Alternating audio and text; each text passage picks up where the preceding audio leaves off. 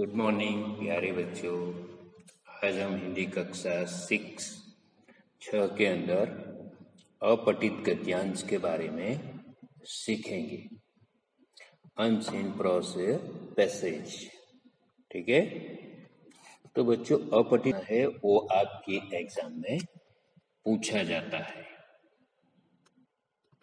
और करीब करीब वो 5 मार्क्स का होता है।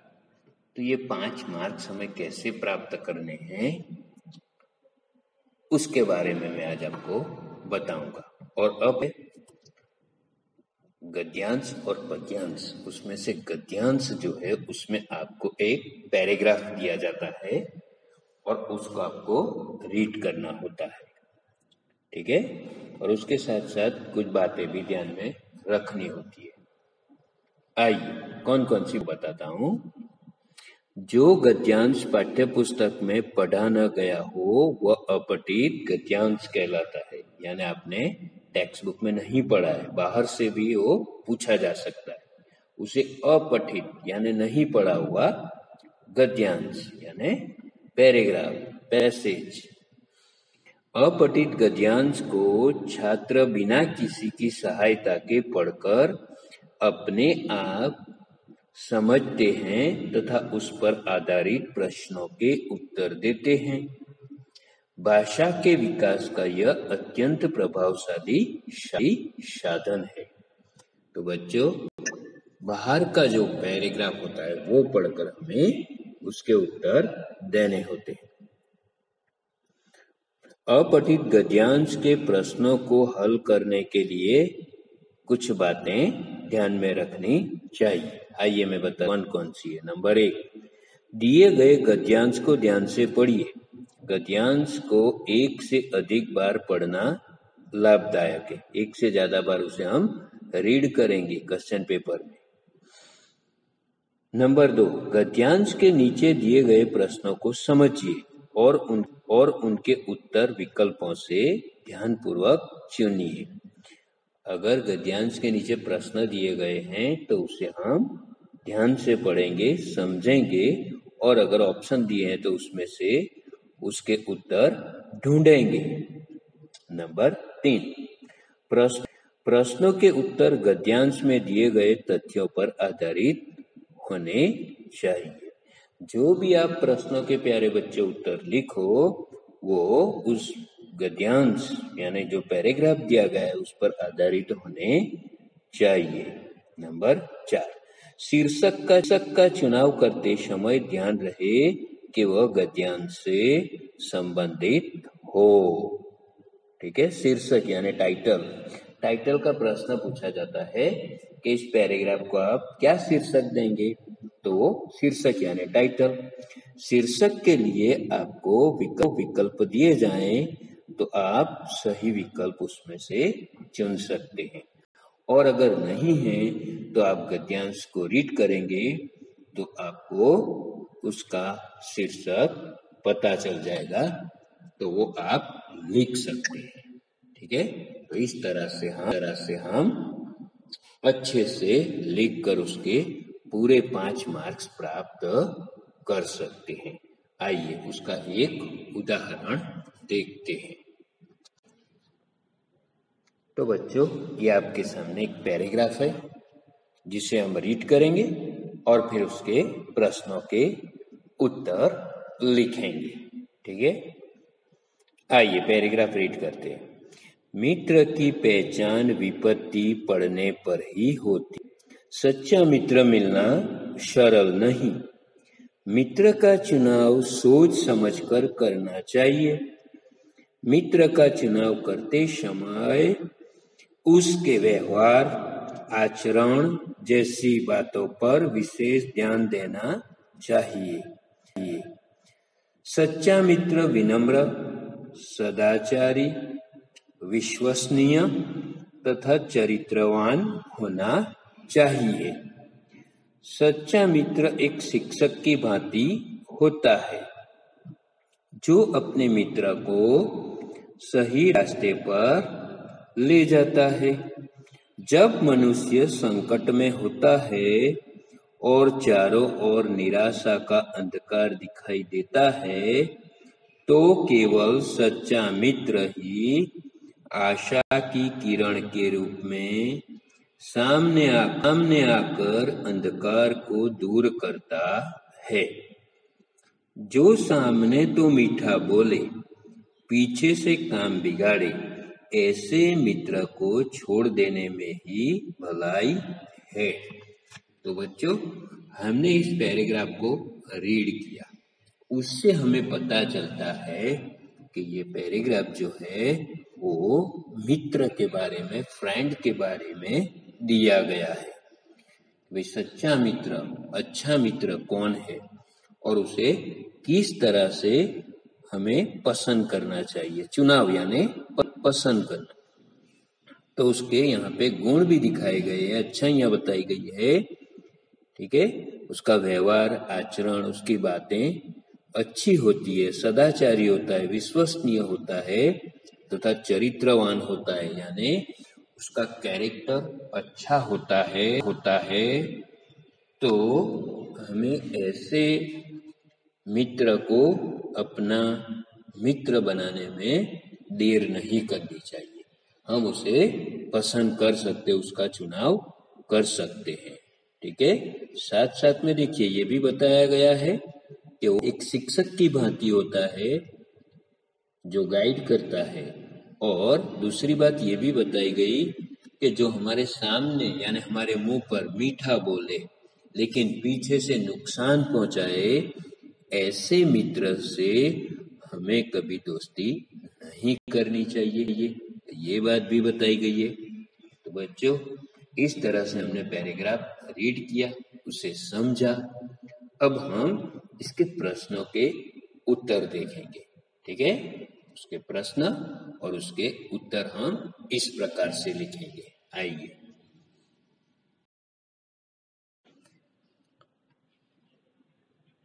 तो बच्चों, हमने पैराग्राफ रीड कर लिया। अब उसके प्रश्न देखते हैं जो उसके नीचे दिए जाते हैं। आइए उस प्रश्नों के उत्तर भी लिखते हैं। प्रश्न नंबर 1, मित्र की पहचान कब होती है? तो हम उत्तर लिखेंगे, मित्र की पहचान मुसीबत में होती है। ठीक है, इस तरह से हम उसका उत्तर लिख सकते हैं। प्रश्न नंबर 2, मित्र का चुनाव करते समय किन किन बातों का ध्यान रखना चाहिए? तो उत्तर है मित्र का चुनाव यानी उसे चॉइस करना, पसंद करना। मित्र का चुनाव करते समय हमें उसके व्यवहार तथा आचरण जैसी बातों का ध्यान रखना चाहिए। प्रश्न नंबर 3, सच्चे मित्र को शिक्षक की भांति क्यों कहा गया है? तो उसका उत्तर है, सच्चे मित्र को शिक्षक की भांति इसलिए कहा गया है क्योंकि वह मित्र सही मार्ग दिखाकर गलत करने से रोकता है। ठीक है, नंबर 4 देखते हैं, कैसे मित्र को छोड़ देने में भलाई है? तो उसका उत्तर है, जो सामने तो मीठा बोले परंतु पीछे से काम बिगाड़े, ऐसे मित्र को छोड़ देने में ही भलाई है। नंबर 5, प्रश्न नंबर 5, गद्यांश को उपयुक्त शीर्षक दीजिए। तो हम उसे शीर्षक देंगे उत्तर सच्चा मित्र। ठीक है, शीर्षक, टाइटल। तो इस तरह से हम उसके प्रश्नों के उत्तर लिख सकते हैं। प्यारे बच्चों, एक और उदाहरण हम लेते हैं। आइए देखते हैं उसे। वृक्ष जितने बड़े और घनाकार होते हैं, उनका काम भी उतना ही कठिन होता है। इनकी हरियाली को ठंडक पहुंचाती है। इनसे हमें छाया, शुद्ध हवा, फल फूल, लकड़ियां आदि मिलती है। पेड़ों के कारण बरसात भी होती है। अनेक प्रकार के पक्षी इन पर घोंसले बनाकर रहते हैं। घरों और बगीचों की सुंदरता पेड़ पौधों से बढ़ती है। इतना सब कुछ देने के बावजूद पेड़ पौधे हमसे बदले में कुछ भी नहीं लेते। इनसे सीख लेकर हमें भी दूसरों की भलाई करनी चाहिए। तो प्यारे बच्चों, हमने ये पैराग्राफ रीड किया तो हमें पता चलता है कि वृक्ष के बारे में पूरा दिया गया है और वृक्ष की उदारता वो हमें क्या क्या देता है। देखिए, लकड़ी, फल फूल, शुद्ध हवा, ये सारी चीजें हमें देता है और बरसात भी लाने में मदद करता है। पक्षी उस पर अपना घर घोंसला बनाकर रहते हैं। हमें लकड़ियां देता है जिससे हम अपना फर्नीचर, मकान के दरवाजे, ऐसी चीजें बनाते हैं, बहुत उपयोगी है। ठीक है, तो वो जो है बदले में हम उससे कुछ नहीं, लेकिन फिर भी वह भलाई करता है, हमारे लिए बहुत ही उपयोगी है।